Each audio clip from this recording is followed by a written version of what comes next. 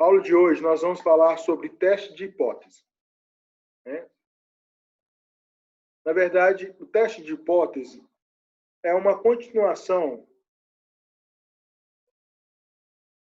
do assunto que nós discutimos na aula passada.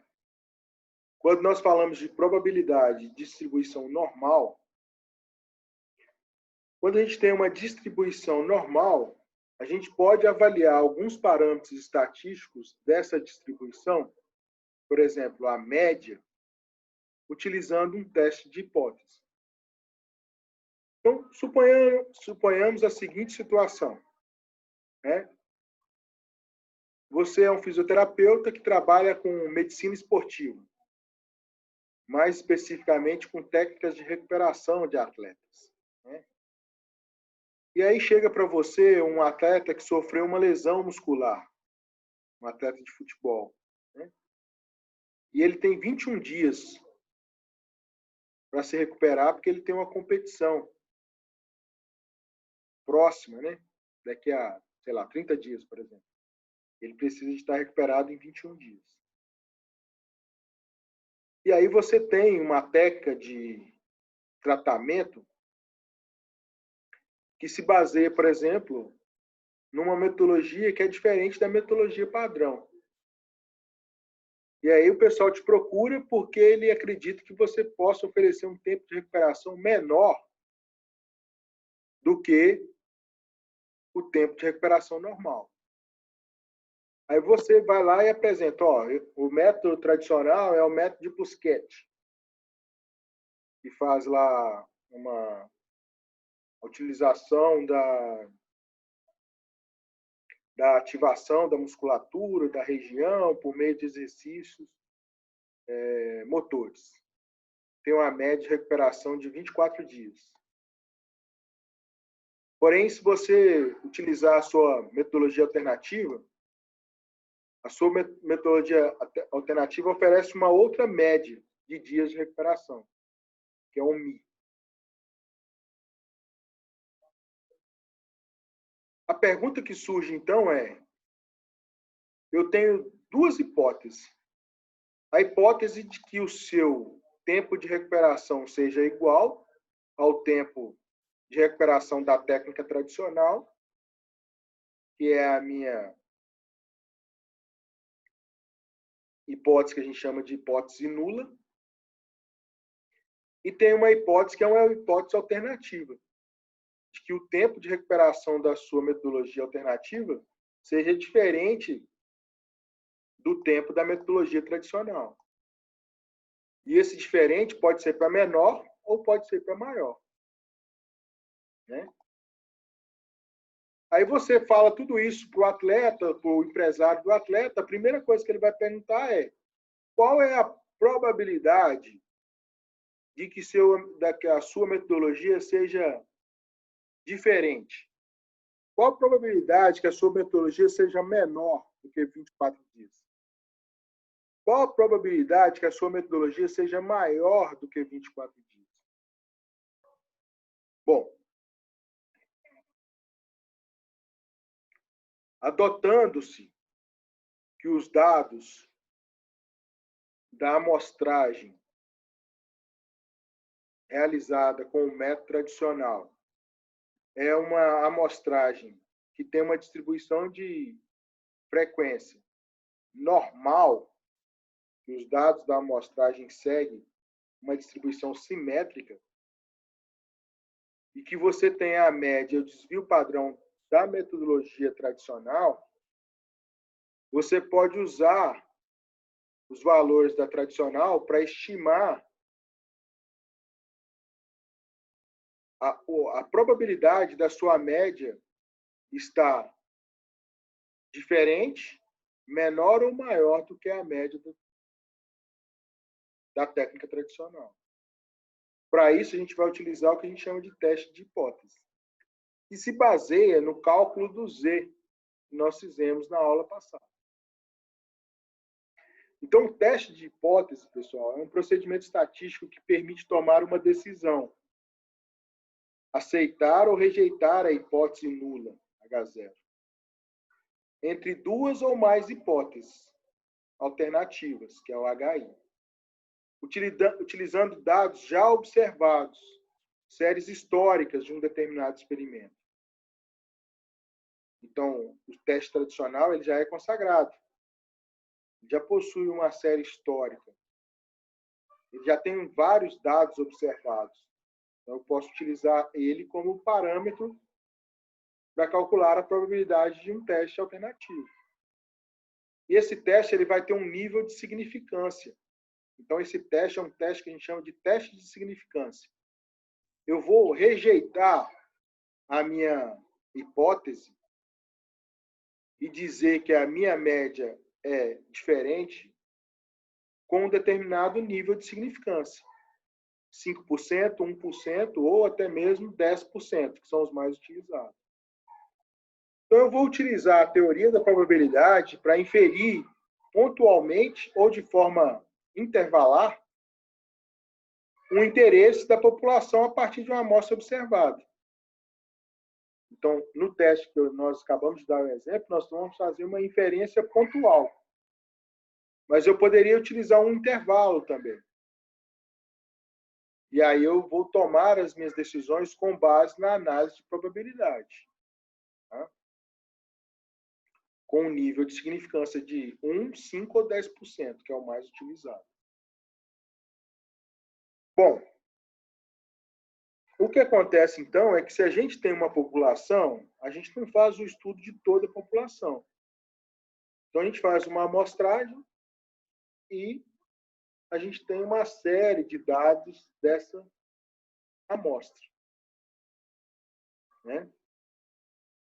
Se essa amostragem, ou várias amostragens, apresentaram dados que são distribuídos de forma normal, eu posso utilizar testes estatísticos para fazer inferências na população. Como, por exemplo, o teste de hipótese. Eu posso saber se a média de uma nova amostragem ela vai ser igual ou diferente. E qual o percentual de probabilidade dela ser diferente? Para maior ou para menor?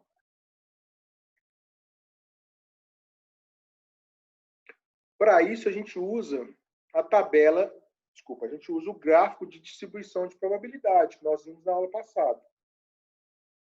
Né? E aí, na aula passada, nós discutimos que o gráfico de distribuição de probabilidade ele precisa ser um gráfico de distribuição normal, aonde a minha curva ela precisa ser uma curva simétrica. Se eu dividir o meu gráfico em duas regiões, essas duas regiões elas têm que ser idênticas. Então, a região à esquerda da linha pontilhada, ela tem que sobrepor a região esquerda tem que sobrepor a região direita. E esse ponto da minha linha pontilhada aqui é a minha média dessa distribuição, o valor médio da distribuição. E em torno desse valor médio estão distribuídos os demais valores. Então, pegando lá o exemplo da recuperação da lesão muscular, a média é 24 dias. Mas eu tenho recuperações maiores ou menores do que 24 dias. Né? E aí nós vimos na aula passada que se eu pegar, por exemplo, a média é 24 dias, mas o desvio padrão é 2 dias.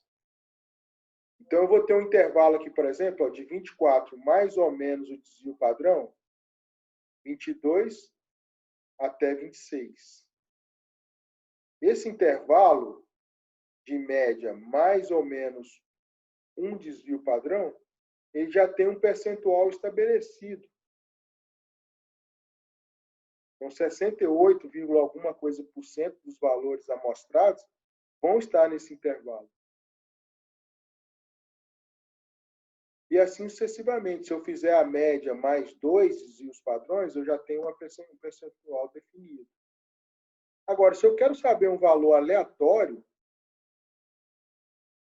por exemplo, 18 dias ou 21 dias, e esse 18 e 21 não é uma relação da média com o desvio padrão, eu vou ter que calcular o valor de Z e consultar a tabela para saber a probabilidade de que essa média ela seja igual a 18 dias.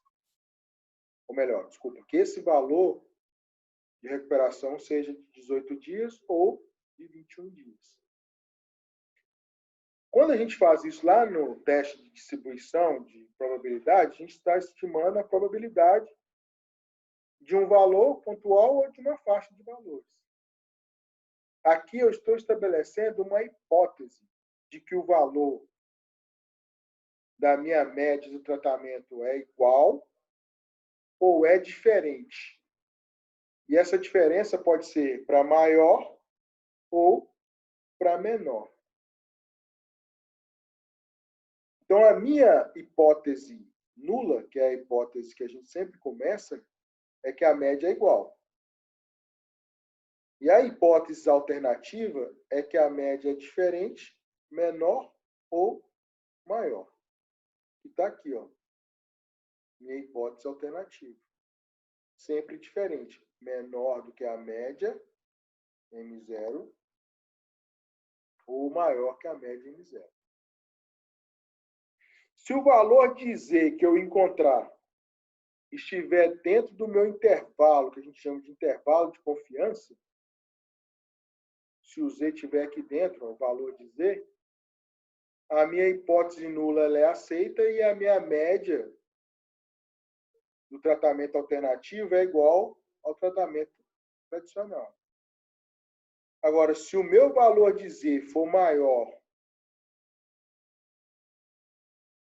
ou menor do que o valor aqui, ó, do meu valor tabelado, do meu intervalo de confiança, significa que a minha média é maior ou que a minha média é menor do que o valor médio da distribuição do método tradicional. Quem define esse intervalo aqui, ó, que é o intervalo que a gente chama de região de aceitação, ou os intervalos que a gente chama de região de rejeição, também é chamado de região crítica, quem define isso é o meu valor de alfa. Esse valor de alfa, ele é o grau de confiança do meu teste. E aí, normalmente, se usa um grau de confiança de 10%, 5% ou de 1%. E aí, para cada grau de confiança desse, eu tenho um intervalo de rejeição, de região de aceitação e intervalos de região de rejeição da notícia.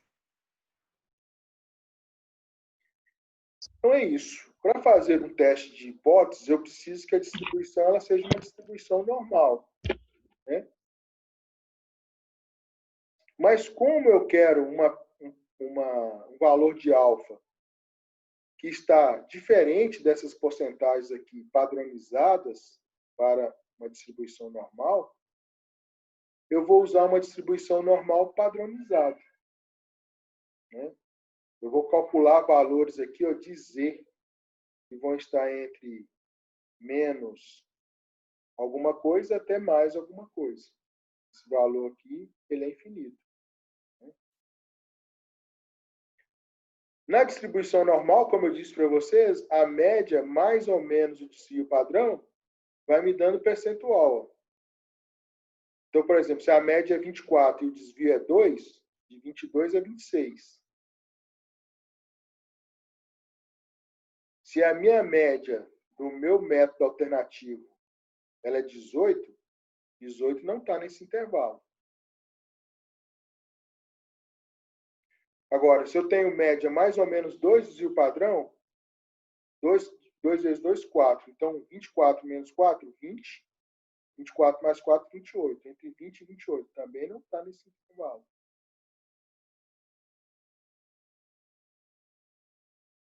Então, 24 mais 6, menos 6, 18. 24 mais 6, 30. Então, 18 e 30. Entre 18 e 30, 99,73% dos valores de tempo de recuperação estão aqui dentro, entre 18 e 30. A minha média de 18 está aqui, em cima do valor do extremo da média menos 3 desvio padrão. Né? Então, o meu valor, a possibilidade que a minha média ela esteja aqui dentro é de 99,73%. Mas a possibilidade de que a minha média é diferente dessa média do método tradicional, que é 24, é 1 menos 99,73. Desculpa, é 100 menos 99,73. Então, 100 menos 99,73 dá 0,27%. Então, a minha média de 18, de acordo com essa distribuição normal, ela está para cá. Ó. Significa que eu tenho 0,27% de possibilidade que a minha média seja diferente da média 24. Ou seja, eu só tenho 0,27% de probabilidade de que o meu método tenha uma média de recuperação menor do que a média de recuperação do teste tradicional. Isso seria avaliando pela distribuição normal com os dados padrão. Se eu quero um valor diferente, eu não posso usar esse valor padrão, então eu tenho que fazer um cálculo do Z. Para realizar os testes de hipótese, eu utilizo sempre a distribuição normal padronizada. Então, eu vou ter que fazer um cálculo do Z e utilizar uma tabela de comparação para saber esse percentual de probabilidade.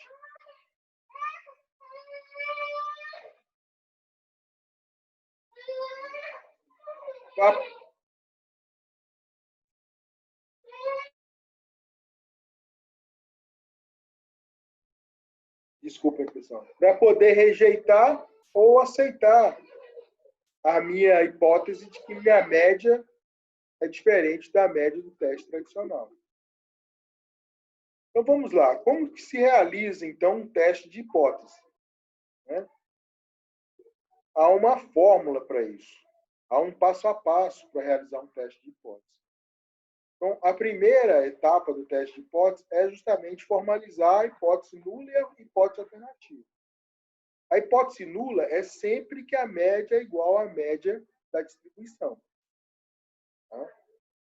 O segundo passo é escolher a distribuição amostral adequada. O terceiro passo é determinar a região crítica, ou a região de tomada de decisão. O quarto passo é calcular a estatística, que definirá a decisão. E o quinto é rejeitar ou aceitar. Rejeitar ou não rejeitar a hipótese nula. A gente não usa o termo aceitar, a gente rejeita ou não rejeita. Então, vamos lá. Formular as hipóteses. Então, a hipótese nula, que é o meu HO, ou H0, é o valor suposto para o parâmetro. Então, eu tenho lá o parâmetro da distribuição normal. Por exemplo, se eu estiver avaliando média, a minha média da distribuição normal é igual à média que eu estou querendo testar. Se os resultados da amostra não forem muito diferentes, a minha média não será diferente. Então, não poderei rejeitar H0. A minha média é igual à média observada na distribuição normal. Ou seja, a média do meu tratamento alternativo é igual à média do tratamento padrão.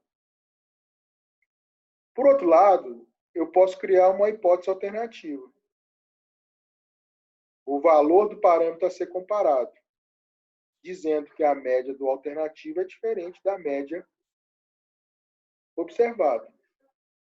E se os resultados forem muito diferentes de H0, essa hipótese de que ela é igual é rejeitada e aceita-se, então, a hipótese alternativa, com o nível de confiabilidade.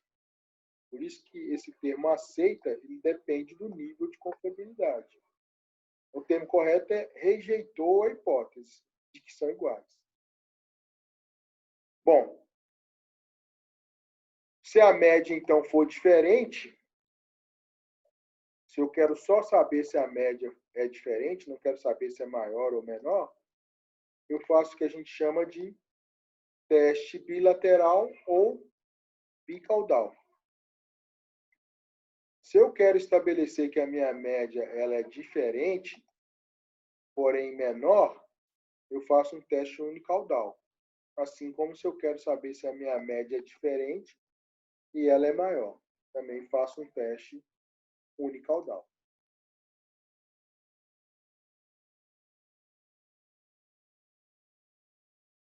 Bom, então eu vou formular minhas hipóteses. Porém, eu vou ter que observar qual é a minha distribuição. Tá? Se a minha distribuição for exponencial, formato em U, for uniforme, se a distribuição dos dados observados, no caso do exemplo, se a distribuição da metodologia tradicional ela for uma distribuição amostral nesses formatos aqui, exponencial, ou em U ou uniforme, eu não vou poder utilizar o teste de hipótese que a gente está discutindo aqui. Eu só vou utilizar esse teste de hipótese se a minha distribuição for normal. Então, eu preciso que os dados amostrados, eles apresentem uma distribuição de frequência e de probabilidade normal. Né?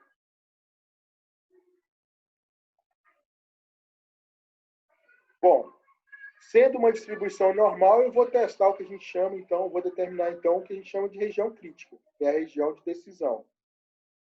A região crítica é a região onde a minha hipótese nula, que é a hipótese de igualdade, ela é rejeitada.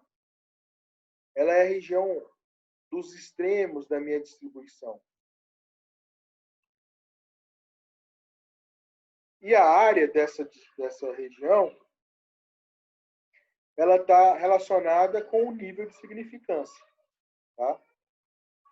Então, o nível de significância, ela estabelece a área e estabelece a probabilidade de que a hipótese de igualdade será rejeitada quando ela é verdadeira.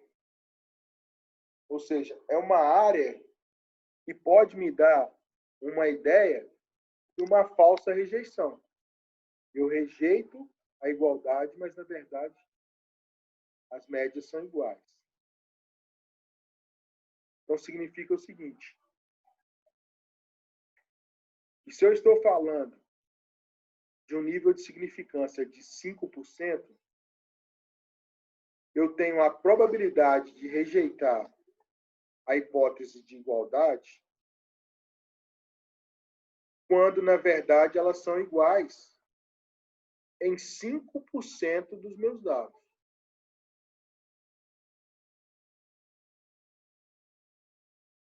Então, se eu estou falando que o meu método ele é diferente do método tradicional, ao nível de significância de 5%, significa que em 5% dos testes que eu realizar com o meu método alternativo, 5% dos testes vão rejeitar H0, vão demonstrar que o meu método ele é diferente, porém, na verdade, ele não é diferente, ele é igual. Então, suponhamos que eu pegue, por exemplo, uma distribuição normal, né, que tem uma média igual a 10.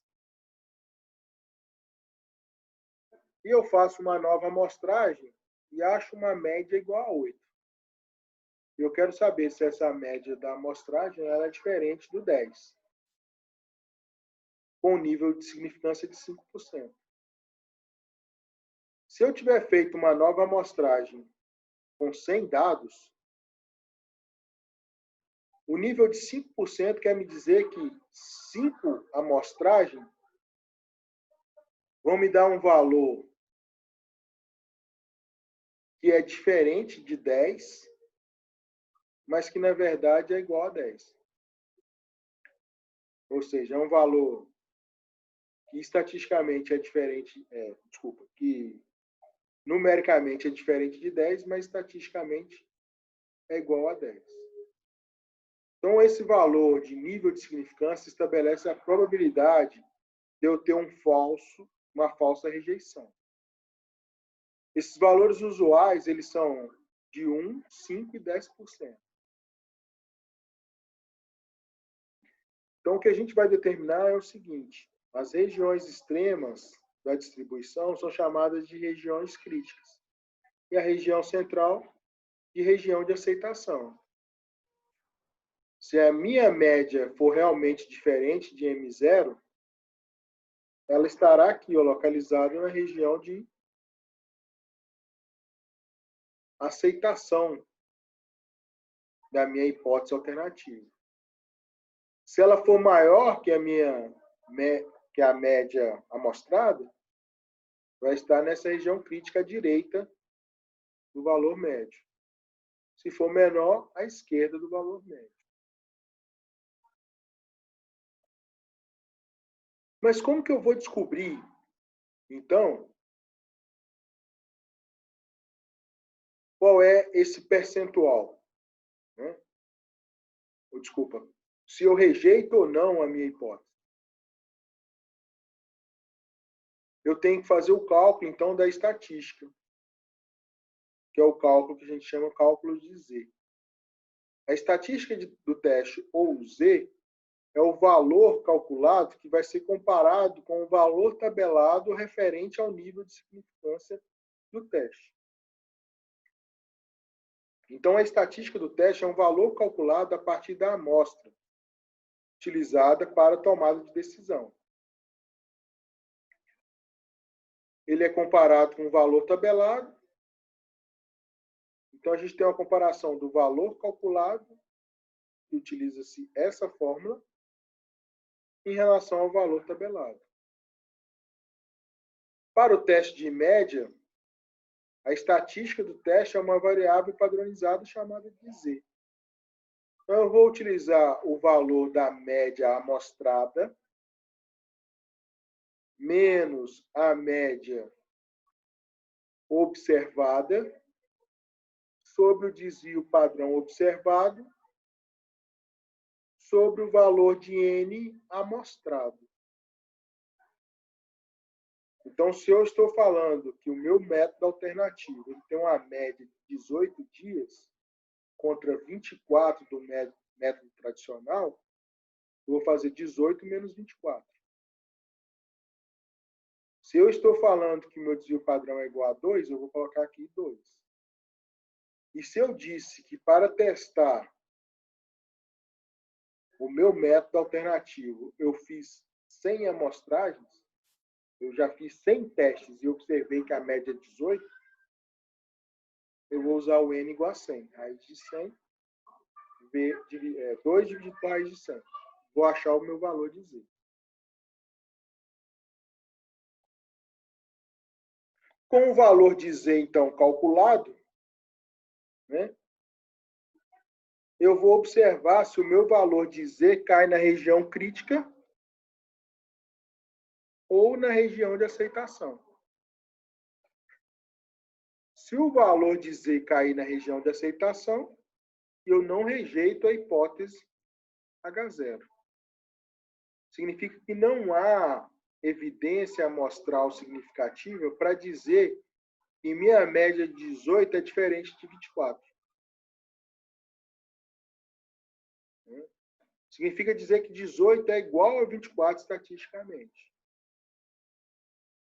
de acordo com a amostragem realizada.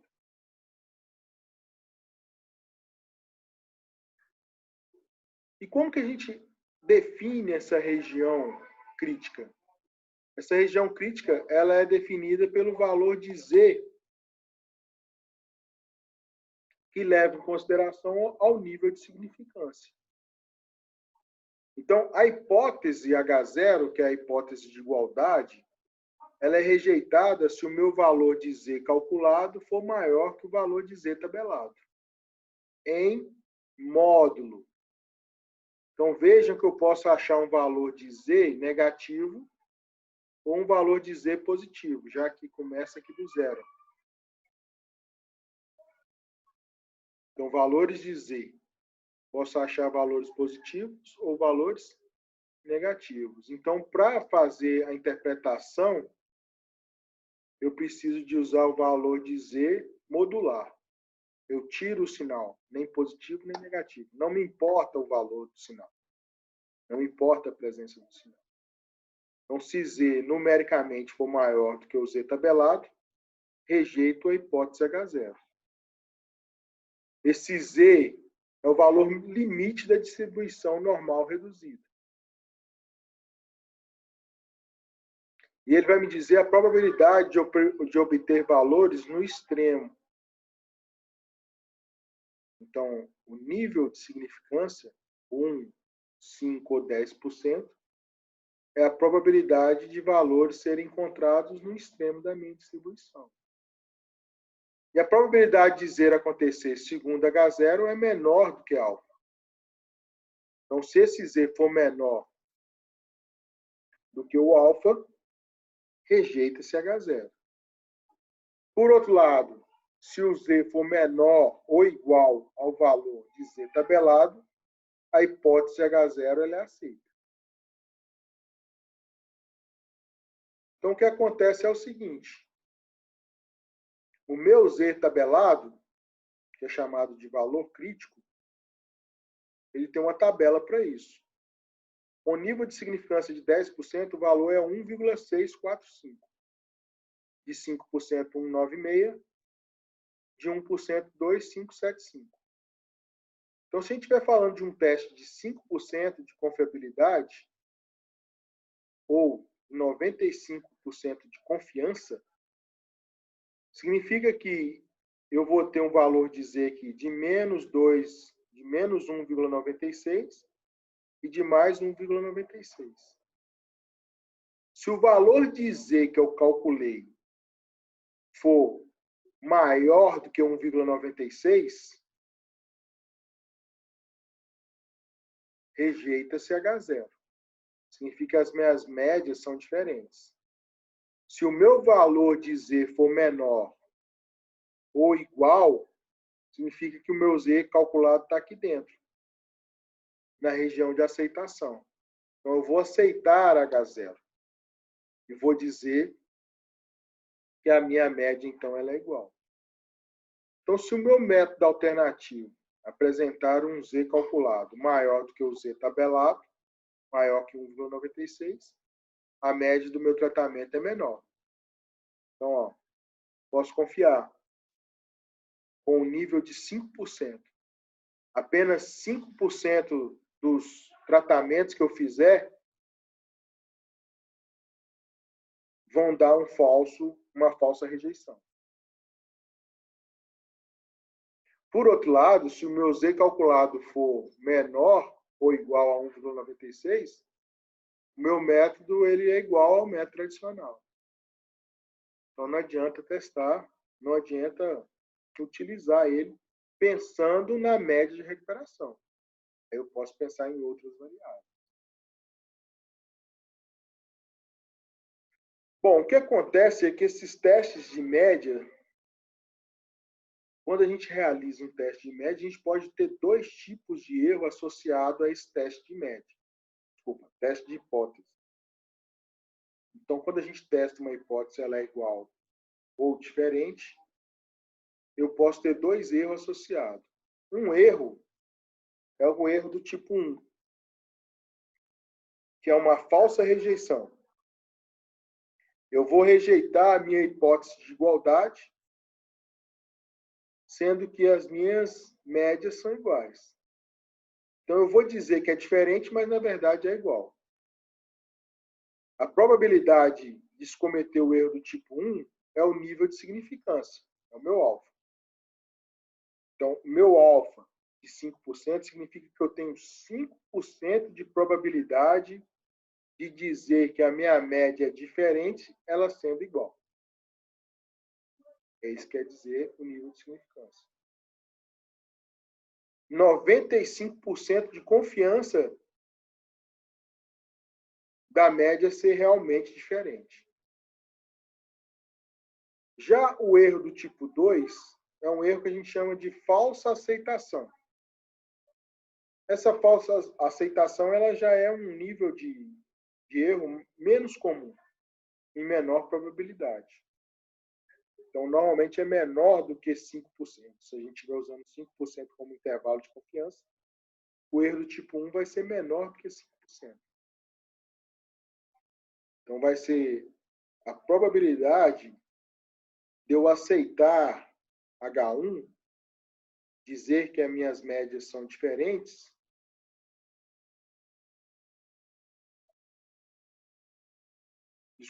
é a probabilidade de eu não rejeitar H0, dizer que as minhas médias são iguais, sendo que elas são diferentes.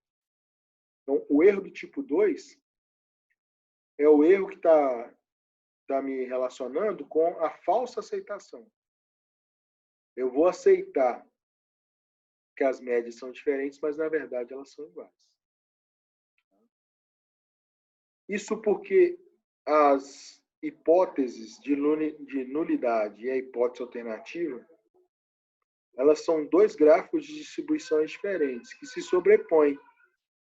Essa sobreposição, ela está sobre o nível de significância.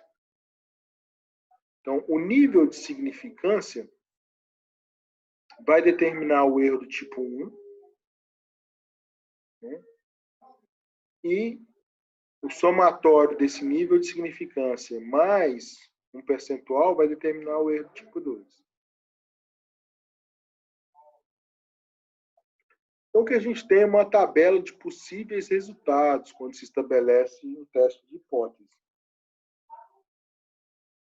Eu posso ter a minha hipótese nula, ela é verdadeira, a média ela é igual à média observada, porém, eu rejeito a hipótese nula. Se eu fizer isso, se a média for igual e eu rejeitar, dizendo que ela é diferente, eu estou cometendo um erro do tipo 1. Estou dentro do nível de significância. Possibilidade de 1, 10 ou 5% de que eu rejeite sendo verdadeiro. Se a minha hipótese de igualdade ela é verdadeira e eu não rejeito H0, a minha decisão está correta, com 95% de confiabilidade, se o meu alfa for de 5%. 1 menos 0,05. Ou 100 menos 5%, 95%. Por outro lado, se a minha hipótese nula é falsa, se a minha média é diferente, se eu rejeitar, decisão correta. Se eu não rejeitar, mesmo ela sendo diferente, erro do tipo 2, que é uma probabilidade igual a beta. Então, eu posso